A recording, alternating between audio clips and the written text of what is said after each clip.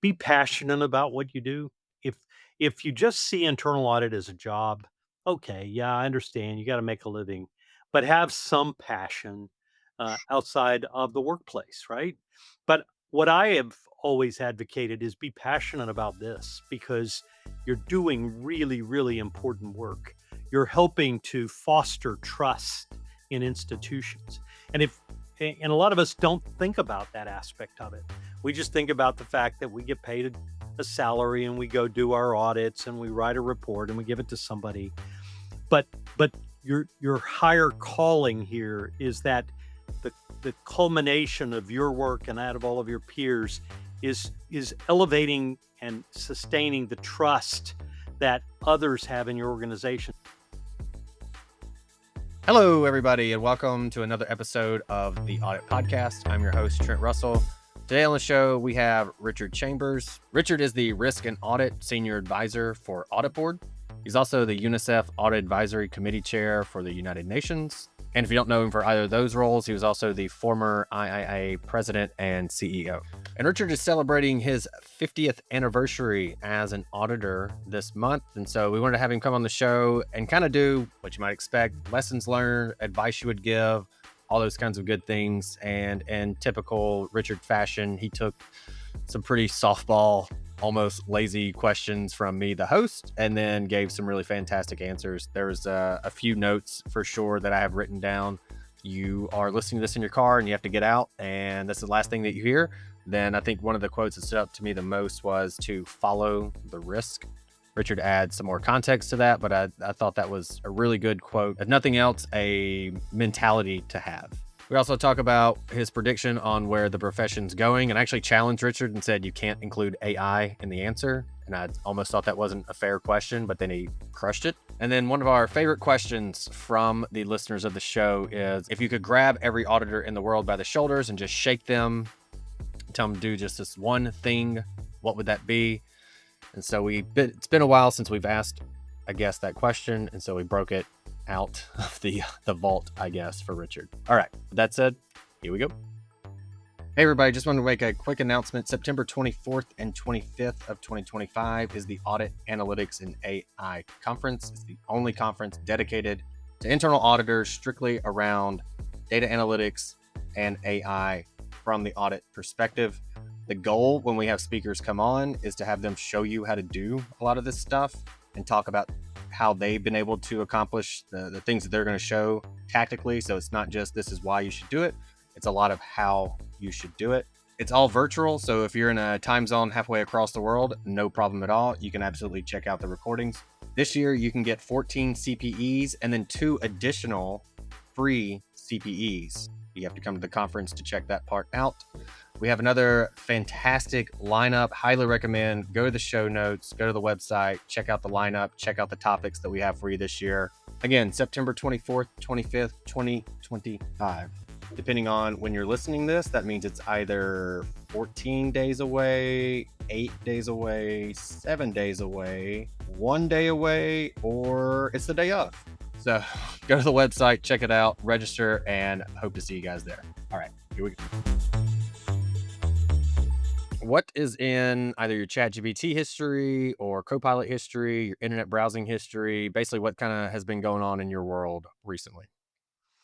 Well, it's been a busy summer, Trent. Got a lot of work coming out of AuditBoard. We just put out a new report on culture, organizational ethics, and culture, and so I've been finding myself asking AI about culture, which is kind of fascinating when you think about it. But I think how AI gets used and how it is being used probably says a lot about the culture in organizations. Hmm. So that's obviously been a hot topic, a lot of media interest in that. So, in getting ready for conversations, I always find myself out there just kind of looking for other perspectives on the topic. So, that's probably been for the last few days the thing I've found myself conferring most with AI about.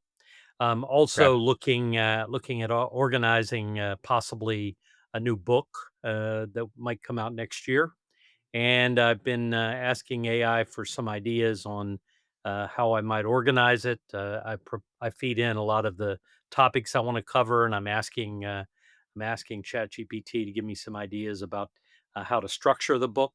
So I'm finding that virtually any way that if it's a question I can ask, then I often find myself asking AI. That's the overall advice that we give is stop using search engines and start using ChatGPT or whatever you have access to. And if you have a question, throw it in there. Stop using the search engines. I know some people have gotten back to me and said, "Yeah, I deleted like the browsers off of my phone, and I only use the apps now for the most part." And how much that has kind of like helped them switch the mindset of let me go to this tool instead of this tool. Um, the culture thing's interesting also. It seems like, and this is no surprise, the CAEs that are pretty hardcore and all in on AI are the teams that are using it the most and using it most effectively. And I think that even stems from the CEOs that are making the push too. For any company that we've talked to in the past 18 months, where it's like, yeah, our CEOs all in, Audit has a ton of support. They have the tools they need. And so it's been, I mean, cliche, top down is where culture comes from, but it's been like you see it with AI, especially. Yeah, and it's interesting. I've been talking about talking about AI in a number of settings over the last few months to audiences of internal auditors and heads of internal audit, and occasionally there'll be one or two folks in the room who really lash out in the session about how unreliable AI is, and really discouraging the idea that they should be looking at it or using it. And I feel like what I'm hearing there is probably a reflection of the culture in their organizations, that it's not a culture that promotes or values innovation. And so I think you can tell a lot right now about culture and organizations by the extent to which they are or are not embracing AI and other disruptive technologies. Let's say that you were a new CAE asked you for a politics lesson. That maybe you've shared publicly before or maybe not, totally up to you. But one that a story that you experienced while you're on the job. What would be the story that you would tell them? Well, the thing that I've been writing about throughout the summer really has to do with audit committee, with the dynamics between the chief audit executive management and the audit committee, and there's where you can get a lot of politics. You'll get politics that come into play where you've got a CEO or other senior executives in the company who maybe aren't comfortable with a lot of transparency from internal audit, and that can become a real impediment to internal audit being able to carry out its work sort of free from interference, if you will. It can be a real danger to not only our independence but ultimately objectivity, because in those cases where you don't have a courageous CAE who quickly succumbs to that kind of political pressure, then internal audit begins to lose its objectivity.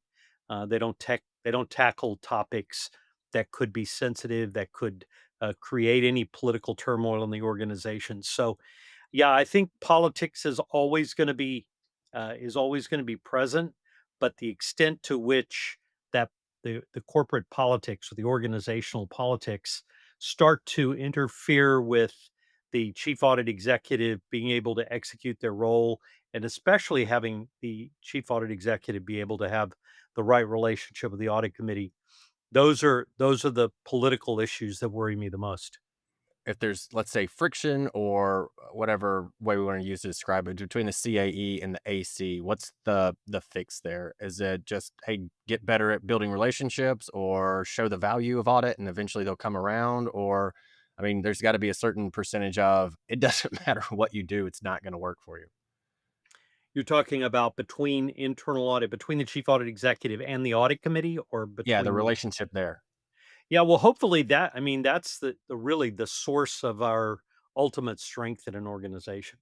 I mean, we need to have a CEO who's a big champion for internal audit, but if there's friction or if there's a strained relationship between the chief audit executive and the audit committee, that's a real red flag. because the audit committee needs to embrace internal audit as sort of euphemistically their eyes and ears. They need to believe that internal audit has their best interests at heart. And if there's any indication that they don't believe that, then you're a CAE who's an accident waiting to happen. Yeah. Because the first time you have any kind of friction with management, there's going to be no one there to have your back because you haven't won their trust. And maybe the scenario I'm thinking of is more along the lines of, because there's so many CAEs that go like seat at the table, we don't have it, trust advisor, we don't have it, can't get a relationship with the CEO for whatever reason. Yeah, Maybe the predecessor didn't exactly leave the best impression on the right. CEO and internal audit. And it's kind of like, hey, audit committee, like that, I need your help here. And maybe they aren't getting that as much. Yeah, well, I mean, I wrote an article a few days ago about the classic audit committee statement. Hey, we'll always be behind you. We'll always stand behind you. But then when there's a real friction with management, they're not there with you. Mhm. They kind of fade in. It's much easier to fade into the background if you're already standing behind somebody, right? Got it. So I've always found that cliche of, "Oh, we're gonna stand but right behind you." I've always kind of found that to be eh, I don't take it seriously. I don't believe that it's really well intentioned in a lot of cases. It's just kind Okay. of cliche. "Hey, don't worry, we got you. We're gonna take care of you." And then when the real friction starts, a lot of those audit committees, they put their head down and pretend they don't hear it or see it. Okay. So I think that's a level of insight that people who are either new or aspiring CAEs should be aware of. So I appreciate that. Well, you know, Um, my advice always has been, Trent, to CAEs, to someone getting ready to take on a CAE role or someone new in a CAE role, is that it's not a role that's right for the faint of heart. You've got to have not only integrity, because I think most of us have integrity, but you got to have courage. And those are 2 very different things. We often say, "Oh, you got courage and integrity."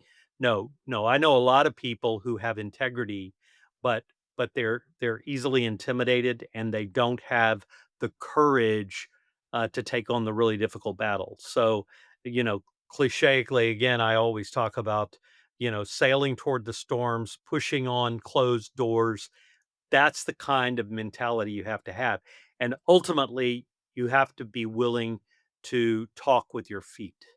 If the circumstances are such, that as a chief audit executive, you're not getting support, you're being undermined, or worse yet, you're being asked to do things, that are unethical, there comes a time in some of those situations where the right answer is to walk away. Because there are too many examples that I know of myself and that I've written about over the years where CAEs tried to go along to get along to go along or go along to get along, and ultimately found themselves embroiled in trouble. And we've even seen CAEs go to jail, along with management, for some sort of a bribery or fraud example. I want to hit on my definition of bravery, just because bravery and discipline are two things that I usually thrown around all the time. Grow up playing sports, you hear about or watch sports, you hear about discipline all the time, and it always just seemed like, all right, do the thing that I'm telling you to do, or you get in trouble. So I'm not going to go on a discipline rant, but when I finally kind of realized what those two words mean is where it made like an actual impact on me. And courage being, you do the thing that you're supposed to do, even though there is fear. And so it's like you go into it knowing like this is scary. I don't want to do this. Like I don't want to jump off this cliff, or I don't want to do this thing, but I have to do it anyway. And for whatever reason, whenever that kind of clicked in my head, I went, oh, that's what it is. Like, be scared. It's okay to be scared, but then go do the thing that you have to do. Yeah, I guess I always sort of thought about, if I was going to get into a very tense debate or a very difficult situation, I always did some scenario planning. Just personal scenario planning as a CAE. What if this happens? Then what? What if management lashes out at us about this? Then what? What if I don't have any support from either side? Then what? You don't want to. You don't want to. You don't want to get into a potentially contentious situation. And this is true not only of your professional life, but any aspect of your life. You want to have you want to have thought through the implications and have an action plan for if the wheels start to come off. And I would add to that, it's hard for me anyway to come up with those different scenarios on my own and then think them through. And so, even reaching out to other people that you know that have been in that situation or that you can lean on, mentors, whoever it is, and go and like, even Yeah. if it's something super simple, I know I've reached out to people and gone, I know this might sound dumb, but I just need to ask you, what would you do in this situation or give some guidance? So, Yeah, and I know I mean, I'll tell you, I do get those kind of inquiries, and I try to help people, especially if I know them. But it's a big, vast universe out there, and there's tens of thousands of CAEs who fight the good fight every day. Mhm. And as much as I'd like to help them all and give them all advice on a one-on-one basis, it's sometimes tough. So usually we'd ask someone on a show like this, so like your 50th anniversary show, lessons learned, something like that. It's kind of a softball, easy question. So I'm gonna ask it in a little different way. It's a question that some have said is the favorite one that they hear that we ask. When we haven't asked it in a while though. If you could grab every auditor in the world by the shoulders and just shake them and tell them to do this one thing, just do this one thing, what would that be? The temptation is always there to audit fluff or to audit things that maybe are easy or that we're familiar with. And ultimately, I think the wisest thing that the profession ever did, and many people don't realize until 25 years ago, r- there wasn't even a requirement to consider risk when you were building an audit plan. I mean, that only came about in it's actually been 23 years, 2002. um, Probably one of the smartest things the profession ever did is to say, "Hey, we need to give some real thought to where we're focusing our efforts because you can audit everything." As I often say, internal auditors can audit anything, but they can't audit everything. And so then what's the differentiator? Well, it's where the risks are. And that may sound very obvious, Trent, but I still find that a lot of internal audit departments just don't really build risk-centric audit plans. And as a result, the value they provide is constrained. They're not as valuable to the organization as if they were really focused on where the risks are. Value, adding value. So here's a quote also that I know that you use. I'll let you just expand on it. There's not even a question. Not exactly being a great host here. There's not even a question. I'm just going to throw it out there and you can add your comments. But I know you say value creation is more vital than value protection. What do you mean by that? Well, I mean, value protection was the original role for internal audit. It's really about making sure, I use the example, that value protection is I'm making sure that the doors are locked, the windows are locked, that no one is going to steal our money, that our assets are protected. That's value protection, and I'm often say that an internal auditor who's able to help you figure out where to put new doors and new windows is more valuable than one who tells you whether the ones you have are locked or not. Now, I also believe that value protection is going to, and already is, in many ways, falling into the wheelhouse of AI. It's value protection is often very closely aligned with assurance, right? Assurance has been a very important mission, but in many ways, assurance is hindsight. It's giving you assurance about the state of your controls and risk management today based on what we've observed from the records, the evidence that we've examined from the past. And even if we talk about insight, so there's hindsight, insight, foresight, even insight doesn't provide as much value as foresight. And foresight is never about forecasting. We're not trying to predict the future. We're just trying to help people understand what the implications are if they don't manage certain risks or if they don't take corrective actions in a certain way, it's being able to help them appreciate the risks of inaction is how I often describe foresight. How can people gain foresight? Hindsight's pretty easy. That's what we've always done. Insight, from my perspective, is relatively easy with data and analytics and AI using the three of those, especially, or the two of those, especially three of those, I guess. Um, but foresight, what's the playbook, the how to? How can we develop that? Well, for one thing, I don't think foresight is for the novice, right?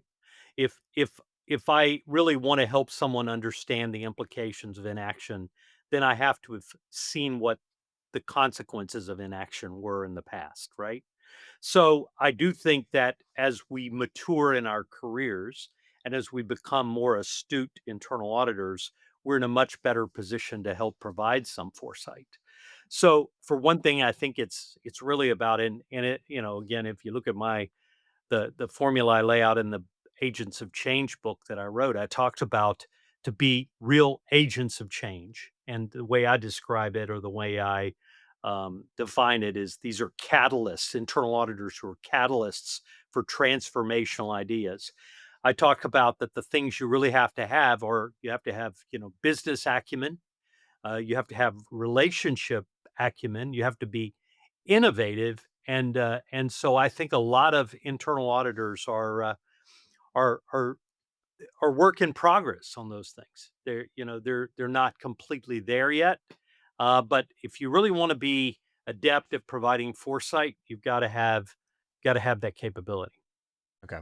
That's what I was curious about, is if the question, my follow-up was, is understanding the business a way to get there faster, as opposed to, like, I don't know, just gives me anxiety to think about if I was a CAE and I'm like, all right, I just have to gain more experience to be able to get insight. Like, that doesn't sit well in my brain. And so, like, I got to do more. Like, how can I get there? And it seems like understanding the business would be one of those ways to get there faster, maybe. Well, I think understanding the business and for those who are watching that are not in the business or in the private sector, I would quickly caution, even in government, no matter which sector you're in, we're talking about the operations of your organization, the industry that your organization operates in. And so I think business acumen has become and is becoming table stakes. I don't see an internal auditor being very valuable or very effective in the future if they don't have certain degree of business acumen, because again, when we think about the migration or the shift in where internal audit's focus is, um, I think we'll have to be much more capable of drawing on what I call our superpowers if we expect to win the race for relevance in the AI era, because AI is going to be so adept at identifying things that we might be able to identify, but we don't have we don't have the computing power up here to be able to do it as rapidly or as comprehensively as AI does. So what we have to be able to do is leverage those superpowers, and certainly when I talk about those things, I'm talking about our creative thinking, our intellectual curiosity, our relationship acumen, our ability to communicate verbally. I'm quickly uh, parsing my words there because I'm discovering that AI can communicate in writing better than I ever could. Um, so I think those are the things we've really got to be focused on. But again, business acumen is so vital. Yep. Kind of sticking to foresight and AI, pretty decent segue, maybe. And maybe an obvious question: prediction on where the profession is headed. And maybe if I even challenge you a little bit to say you can't include AI in the answer, but that might not be entirely Yeah. fair. Well, I think we were already headed there before AI, so I don't have a problem answering that question without really talking about AI. I do believe that AI will accelerate the direction, but I've been saying now for years, all the way back to my IIA days, that as a profession we have got to be able to differentiate the value we bring and we have to be able to bring value to organizations that are becoming much more complex, and we have to be able to do it in a risk environment that is unprecedented.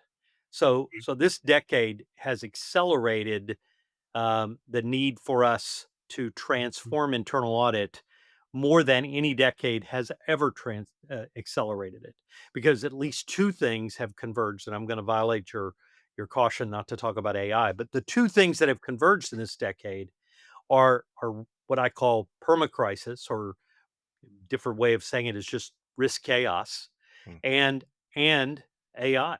And those two pressure points have created an unprecedented, um, I don't want to say an existential threat to internal audit, but an unprecedented need for internal audit to be transformational. Yeah. I think it's probably, would you argue, from your 50 years, um, now is the time where internal audit could add the most value ever, given permacrisis and AI? Yeah, I think we can. I think we can. We just have to have we have to have the right we have to have the right mindset. We have to have the right attitude. We have to be passionate about it. We have to be confident about it. And the last thing we can be is complacent. Mm. Complacency, I think, is the biggest strategic threat to the future of internal audit. In any way, being complacent and being satisfied with what we've traditionally done, I think puts us at peril when thinking about the future. I agree, especially to the extent of I've worked with people who are super smart, and I've hired people that are super smart, and I've hired people that you would go, uh, not as smart. Let's just put it that way. I don't know a nicer way to say it. Um, but the ones who were super smart and just didn't care, I would have gotten rid of them. I wouldn't have even brought them on had I realized that. But the ones who really have like a passion, and passion might even be strong for some people that are listening, or like passion for AI or for internal audit. I don't really have a passion, um, but I get the job done. Like I think that, and they care to some degree about whatever it is, the organization. Uh, for me, I know when I was in external audit, even, and I ended up moving back to the city that I grew up in, and those were my clients, and I felt like, well, I wanna, like, take care of these clients because this is where I grew up, and so that's where more of the kind of the caring side of the job came from than testing terminated user controls or something like, it was more like, "Well, I'd wanna help, like, around this area because these are the organizations that some family and friends work at, and so I wanna make sure that they're kinda taken care of." So that's kinda where my passion or my caring came from. So, I think everybody can have a different, uh, reason for caring or having the passion about the profession that they're in. Trent, I know you've heard me say it. I've written about it and I've said it repeatedly. The smartest internal auditor in the room may not be the best. Mm, And in many cases, they aren't. Just having that high IQ isn't going to help you deliver the kind of value that you could if you also have high degree of emotional intelligence, but that you also have this inner flame, right? Because like you, I've had internal auditors who I've worked with and who've worked for me, mm, who were clearly lights out the smartest people around, but they just couldn't get out of their own way. mm. They couldn't, their intellect controlled their behavior to the point where they weren't able to connect with the client. They weren't able to keep their eye on the clock when we had to get answers quickly. There are so many reasons why a really well-rounded internal auditor may not be the smartest. Yeah. And I think with AI, the way you can use it now, intelligence, for any given person has increased significantly. It's pretty incredible. Yeah, as I was Um thinking about that answer before I even spouted it out, I was thinking, God, the smartest internal auditor in the room from now on maybe AI. Mhm. And so what we've got to bring is the other dimension, right? The emotional intelligence, the relationship acumen, all of the things that it takes to be a well-rounded internal auditor, because we can get answers at the snap of a finger. You know, what I find truly amazing about the AI tools is that often I get the answer in a fraction of the time that it takes me to write the prompts. Mhm. I mean, I could be sitting there for 4 or 5 minutes reminding myself of all the things that I wanted to take into consideration, writing all those prompts. I hit the send button and I have the answer within 20 seconds Yeah. of maybe a two-page answer. And that just baffles me Yeah. how that works. And I don't know how somebody can become more creative, but that one is critical, and that's one where AI doesn't it's not creative. I mean, all it's doing is taking what's happened in the past and then predicting the answer that you want, that you're looking for, basically. And so there's no creativity and there's no original thought in there. It does not have thought. So where you That's have to why I be think creative, like, some actually believe, and I'm sure you've studied and read up on this as well, that, the exponential, uh, increase in AI capability will taper off once it uh-huh, has sort of completely digested everything that humans have ever told it.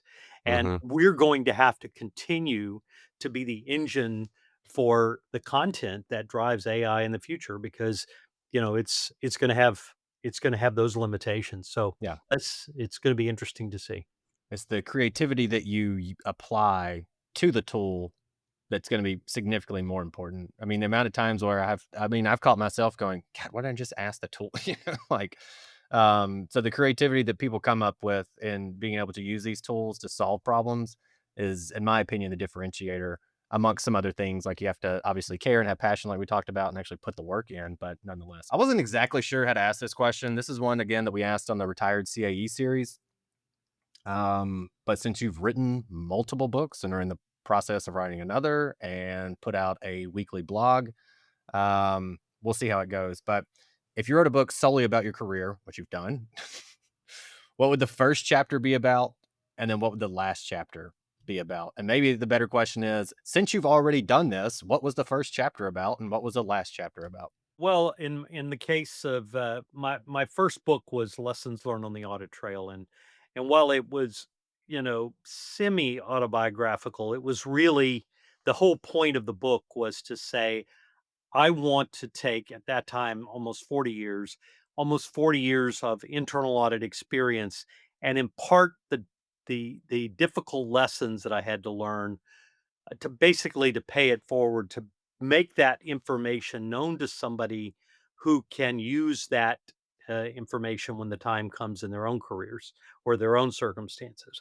So in my book, the first chapter was actually titled A Bird's Eye View of the Audit Trail. So before I got into the lessons, I wanted the reader to understand, where had I been? Where had my journey taken me? Because I would refer back to stories and examples of how I learned difficult lessons throughout the book, and they were able to provide, I mean, it provided some context so they could go, "Oh, yeah, that was where he when he was, at the Tennessee Valley Authority, that was about halfway through his career, blah, blah, blah." So, the last chapter was really looking forward, and it was really about earning a seat at the table, and what that was gonna take.